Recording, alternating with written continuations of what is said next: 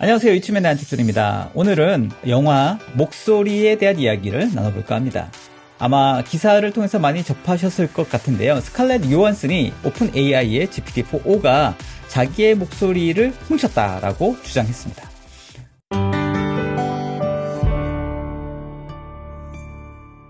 오픈 AI가 멀티모달 생성형 AI 서비스죠. GPT-4o, 옴니라고 얘기하기도 하고 4o를 발표하면서 이 중에서 5가지의 목소리를 선보였습니다. 그 중에 스카이라고 하는 목소리가 있는데 이 목소리가 영화 허에서 스칼렛 요한슨이 목소리 연기를 맡은 AI 비서 사만다 있거든요. 그 사만다의 목소리와 유사하다고 이 스칼렛 요한슨이 얘기를 한 겁니다. 자, 실제로 얼마나 비슷한지 한번 들어보도록 하겠습니다. 먼저 허의 사만다의 목소리입니다.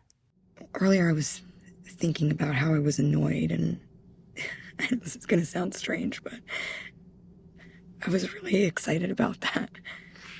자, 들어보셨죠? 그리고 GPT-4o의 스카이의 목소리입니다. Me? The announcement is about me? Well, color me intrigued.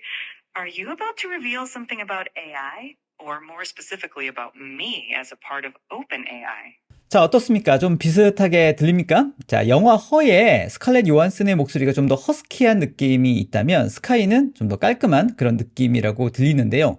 그래도 목소리 톤이라든지 또 뉘앙스 그리고 분위기가 스칼렛 요한슨이 연기한 사만다하고 되게 닮았다라는 생각이 들 겁니다. 스칼렛 요한슨이 저렇게 주장하는 것도 일리가 있다 생각이 듭니다.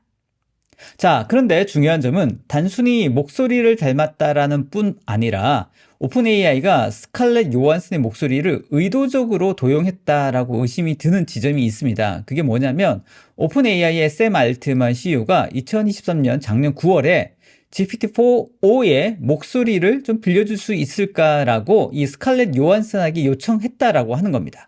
그래서 기술에 익숙하지 않은 사람들이 이 허의 스칼렛 요한슨의 목소리를 들으면 AI로 소통하는데 훨씬 더 친근하게 다가오지 않을까라고 얘기를 했다라는 거죠. 하지만 스칼렛 요한슨은 샘 알트만의 제안을 거절하게 됩니다. 자, 그 이후에 최근에 GPT-4o의 발표 이틀 전에도 다시 한번 생각해보지 않겠냐라고 요청을 했었다고 하는데 요한슨이 다시 한번 거절했다고 얘기를 합니다. 그러니까 이런 정황들을 봤을 때 실제 스칼렛 요한슨의 목소리를 베이스로 이 스카이의 목소리를 만들었을 개연성이 있지 않을까라고 의심이 더 드는 거죠. 물론 오픈 AI는 의도적으로 스칼렛 요한슨의 목소리를 도용했다라는 걸 공식적으로 부인을 했습니다.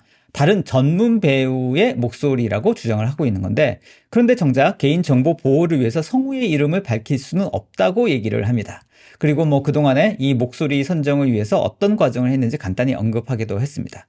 그런데 또 이슈는 샘 알트만이 GPT-4o를 발표하기 전에 자신의 X 계정을 통해서 허 이렇게 간단하게 단어를 언급했던 그 포스팅이 남아 있었다라고 하는 겁니다. 허의 영화의 그 느낌을 그대로 전달하기 위한 그런 생각이지 않았을까라고 의심이 된다라는 거죠. 자, 스칼렛 요한슨은 법률 고문을 고용해서 공식적으로 이 사태에 대응하겠다고 발표를 했는데 일단 오픈 AI는 이번 논란에 대해서 당혹감을 보이면서 스카이 음성을 중단하기로 결정했습니다. 아마도 스카이 음성은 앞으로 다시 나오긴 어렵지 않을까 싶은 생각이 드는데요. 자, 아무튼 이런 사태를 보면서 관련된 생성형 AI가 만들어낸 어떤 생성물, 저작권 관련된 부분이 앞으로 더욱 심각해지겠구나 하는 부분들 생각하게 됩니다. 최근에 오픈 AI의 최고 과학자였죠. 일리아 수츠케버도 오픈 AI를 떠났습니다. 사실 이전에 샘 알트만을 CEO 자리에서 퇴출시키려는 그런 쿠데타가 일어났을 때 이미 일리아 수츠케버가 오픈 AI를 떠나지 않을까라고 생각했는데 생각보다는 좀 오래 남았다라는 생각도 듭니다. 최근에 AI 안전팀을 해체했다고 알려졌고요. 자, 뉴욕타임스를 비롯한 여러 유수의 매체가 오픈 AI라든지 또 관련된 인공지능 기업들을 대상으로 소송을 벌인다거나 또 자기의 콘텐츠를 무단으로 쓰는 것을 막고 있습니다. 사실 생성형 AI는 학습할 데이터가 없으면 절대로 안 되죠. 그것도 양질의 데이터가 엄청나게 많이 필요한 상황인데 이런 천문학적인 비용을 들여서 이런 매체들과 콘텐츠 공급에 대한 계약을 하고 있는 이유도 이렇게 학습할 수 있는 데이터를 확보하기 위한 목적이라고 전해집니다. 아무튼 이렇게 계약했음에도 불구하고 어디까지 학습할 것인지, 어디까지가 실제 저작권을 인정할 것인지 등등에 관련된 부분들은 아직도 논쟁거리가 있을 것 같다고 생각이 듭니다. 스칼렛 요한슨이 던진 화두는 사실 아주 이렇게 쉽게 가십으로 끝날 것 같지는 않습니다. 생성형 AI의 저작권, 그리고 권한, 책임 이런 관련된 주제는 이제 막 시작했다라고 생각되고 결코 가볍지 않은 주제라고 보여집니다. 앞으로 어떻게 진행될지 관심 있게 지켜보면 되겠습니다. 아무튼 개인적으로는 이 허라는 영화의 사만다의 목소리가 인공지능과 커뮤니케이션하고 대화하는데 굉장히 상징적인 의미가 있기 때문에 GPT-4.5가 사실은 스칼렛 요한슨과 잘 협의를 해서 이 목소리를 쓸 수 있었으면 어땠을까? 굉장히 사람들이 이걸 쓰는데 훨씬 더 효과적이고 또 친근하게 다가오지 않았을까라는 생각은 하긴 하는데 아무튼 아쉽기도 하고 또 관련된 흥미로운 주제이기도 합니다. 아무튼 허 영화 자체로도 굉장히 재밌긴 하지만 미래를 예견한 그런 선구적인 영화로 다시 한번 부상하고 있는데요. 스탠리 큐브릭의 2001 스페이스 오디세이라는 영화도 있죠. 이 영화에서 인공지능 할 9000이라고 하는 모델도 나와서 AI에 대해 굉장히 인상 깊은 인사이트를 주기도 했습니다.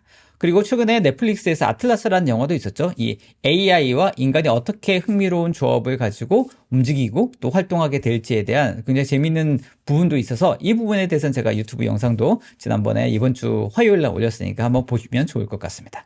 자, 어떠셨습니까? 오늘 영상 마음에 드셨다면 좋아요, 구독 그리고 알림 설정까지 부탁드리도록 하겠습니다. 이치면의 안철준이었습니다.